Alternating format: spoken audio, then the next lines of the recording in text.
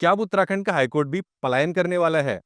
उत्तराखंड राज्य की मांग को अलगाववादी आंदोलन कहने वाले अटल बिहारी वाजपेयी की सरकार के कौन से नेता की हाईकोर्ट को नैनीताल में बनाने में सबसे महत्वपूर्ण भूमिका थी? क्या उत्तराखंड हाईकोर्ट भी गढ़वाली कुमाऊनी वाली विभाजनकारी राजनीति का शिकार हो रहा है?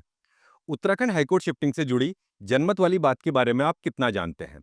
बार काउंसिल ऑफ उत्तराखंड की जमीन बेच देने की सिफारिश के पीछे राजनीति क्या है? कितनी है नैनीताल के अंदर ही हाईकोर्ट के विस्तार की संभावना? और क्या नैनीताल में हाईकोर्ट बनाने का फैसला ही गलत था, या अंग्रेजों के धोखे से हथियाए गए नैनीताल में आज भी कोई धोखा रचा जा रहा है? नमस्कार, मेरा नाम है मंजुल और पॉलिटिकल हुल्लड़ के इस एपिसोड में हम जानने की कोशिश कर रहे हैं उत्तराखंड हाईकोर्ट शिफ्टिंग का पूरा गणित और उसका राजनीतिक खेल।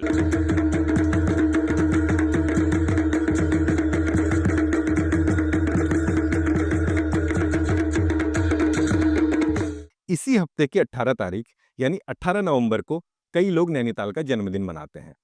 मीडिया में ऐसा प्रसारित है कि 18 नवंबर ही वो दिन है जब पीटर बैरन ने नैनीताल की खोज की थी। हालांकि ये एक गलत जानकारी है। नैनीताल की खोज जैसी कोई घटना भारत के इतिहास में घटी ही नहीं है। हाँ, 18 नवंबर वो दिन जरूर है जब कलकत्ते के एक जर्नल में पीटर बैरन का एक लेख छपा। इस लेख में उसने दुनिया को नैनीताल के बारे में बताया था। दुनिया को नैनीताल की खबर देने के अगले साल ही बैरन ने 60 मजदूरों के साथ काठगोदाम से एक नाव नैनीताल की झील पर उतार दी थी। 12 दिसंबर 1842 को पहली बार पीटर बैरन ने नरसिंह बोरा थोकदार और assistant commissioner J H Batten को नाव में बिठाकर नैनीताल झील में नाव चलाई थी। इस बात के भी पर्याप्त साक्ष्य हैं कि नैनीताल झील के बीचों बीच पीटर बैरन ने नरसिंह थोकदार को कागजात साइन न करने पर झील में फेंकने की धमकी दी थी। तो इस तरह आज से करीब 184 साल पहले अंग्रेजों ने नैनीताल हथिया लिया था। लगता है आज करीब 184 साल बाद उत्तराखंड की जनता उसी नरसिंह थोकदार की तरह लाचार महसूस कर रही है और उसके पास भी सिवा सरेंडर के अब कुछ नहीं बचा है। हम ऐसा क्यों कह रहे हैं?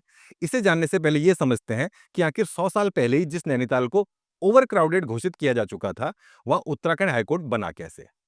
जैसा कि आप जानते हैं, उत्तराखंड राज्य बनते समय देश में भारतीय जनता पार्टी की सरकार थी। करीब एक दशक पहले उत्तराखंड राज्य की मांग को अलगाववादी आंदोलन कहने वाले अटल बिहारी वाजपेयी उस समय भारत के प्रधानमंत्री थे और अरुण जेटली देश के कानून मंत्री।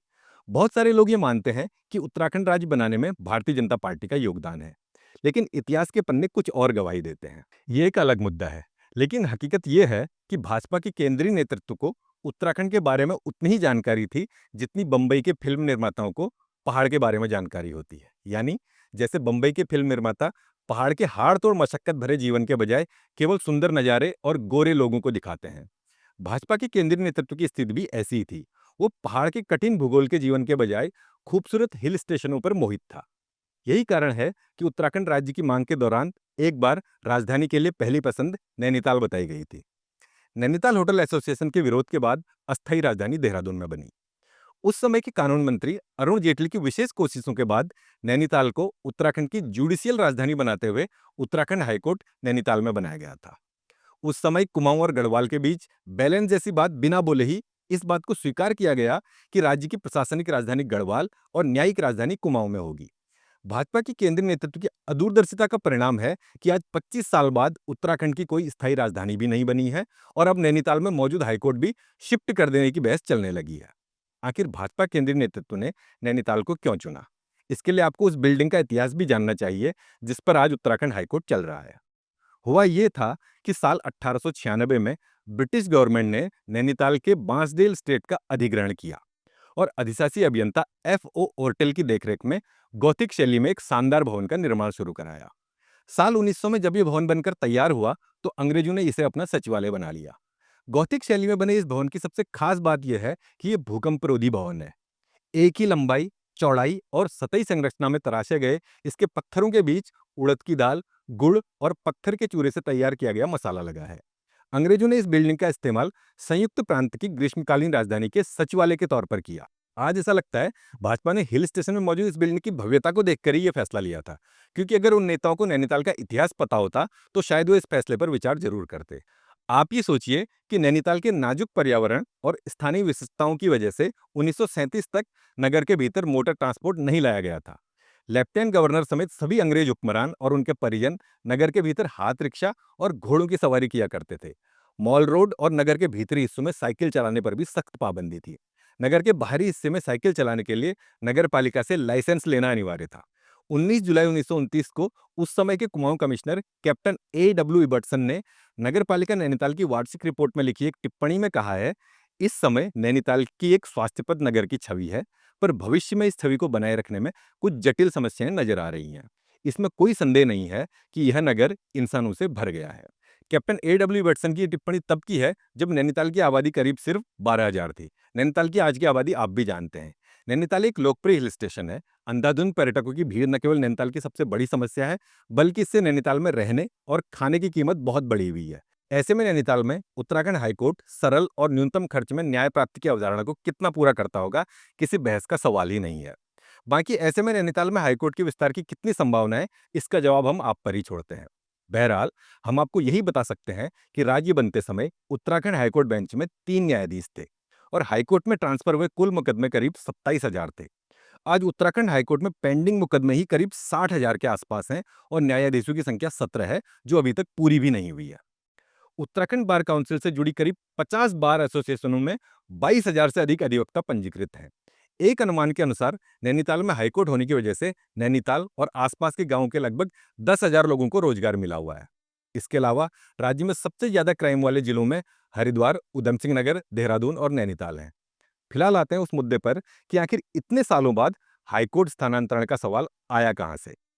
दरअसल हाईकोर्ट बार एसोसिएशन के पूर्व अध्यक्ष MC कांडपाल ने 1 जनवरी 2017 के दिन मुख्य न्यायाधीश को एक प्रत्यावेदन देकर हाईकोर्ट को हल्द्वानी शिफ्ट करने की मांग की। प्रत्यावेदन में नैनीताल की विषम भौगोलिक परिस्थितियों सहित मौसम और पर्यटन के दबाव के आधार पर हाईकोर्ट को शिफ्ट करने की मांग की गई थी। MC कांडपाल ने प्रत्यावेदन पर कार्रवाई नहीं होने पर 2 साल बाद 11 जनवरी 2019 को रिमाइंडर दिया, जिसके बाद हाईकोर्ट की ओर से वेबसाइट के माध्यम से पूरे उत्तराखंड से हाईकोर्ट शिफ्ट करने के मामले में सुझाव मांगे गए थे। सुझावों में IDPL ऋषिकेश, देहरादून, हरिद्वार, पिथौरागढ़, गैरसैंण, मुनस्यारी और हल्द्वानी के नाम थे। ऐसा कहा जाता है करीब 700-800 सुझावों में 80% हल्द्वानी के लिए थे। 2020 में तत्कालीन मुख्य न्यायाधीश रमेश रंगनाथन की अध्यक्षता में फुल कोर्ट को हल्द्वानी शिफ्ट करने के लिए प्रस्ताव प्रदेश सरकार को भेजा गया। फिर जस्टिस रंगनाथन रिटायर हुए, लेकिन मुख्य न्यायाधीश RS चौहान के कार्यकाल में इसे हल्द्वानी के गौलापार में शिफ्ट करने की कार्रवाई चलती रही। गौलापार में जमीन भूमि का निरीक्षण भी किया गया। साल 2022 अगस्त-सितंबर में मुख्यमंत्री पुष्कर सिंह धामी से मुलाकात के बाद उस समय के मुख्य न्यायाधीश विपिन सांघी की अध्यक्षता में फुल कोर्ट ने हल्द्वानी को शिफ्ट करने के प्रस्ताव को पारित किया और राज्य सरकार की ओर से शिफ्टिंग के लिए नोडल अधिकारी की नियुक्ति भी की गई। हाईकोर्ट के निर्देश पर सरकार की ओर से गौलापार हल्द्वानी में 26 हेक्टेयर से अधिक वन भूमि हाईकोर्ट के लिए चयनित की गई। केंद्रीय पर्यावरण मंत्रालय की उच्चाधिकार प्राप्त समिति ने इस जमीन पर हाईकोर्ट बनाने के लिए हजारों पेड़ों के कटान से होने वाले पर्यावरणीय नुकसान के आधार पर राज्य सरकार का प्रस्ताव रद्द कर दिया। तब से 2024 तक ये मामला ठंडे बस्ते में चला गया। हालांकि बार काउंसिल ऑफ उत्तराखंड ने 2022 में गौलापार में अपने कार्यालय के लिए जमीन खरीदी, जिस पर भवन निर्माण का शिलान्यास मुख्यमंत्री पुष्कर सिंह धामी 2023 में कर चुके हैं। मई 2024 में मुख्य न्यायाधीश रितु बहारी और न्यायमूर्ति राकेश थपलियाल की बेंच के एक फैसले ने राज्य भर में हड़बड़ी मचा दी। हुआ कुछ यूं कि मुख्य न्यायाधीश रितु बहारी और न्यायमूर्ति राकेश थपलियाल की बेंच में हरिद्वार जिले के ऋषिकेश की एक factory Indian drugs and pharmaceutical limited की कुछ याचिकाओं पर सुनवाई चल रही थी। इस याचिका में मुख्य सचिव राधा रतूड़ी भी मामले में ऑनलाइन जुड़ी हुई थी।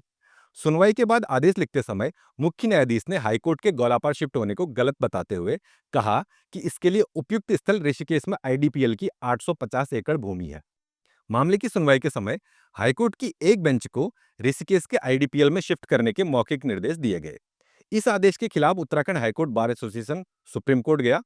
सुप्रीम कोर्ट के जस्टिस PS नरसिम्हा और जस्टिस संजय करोल की बेंच ने हाईकोर्ट को नैनीताल से कहीं और शिफ्ट करने संबंधित आदेश के क्रियान्वयन पर रोक लगा दी। फिलहाल ये मामला सुप्रीम कोर्ट में चल रहा है, जहां सरकार ने अपने दिए एक जवाब में कहा है कि गौलापार ही हाईकोर्ट शिफ्टिंग की पसंद है।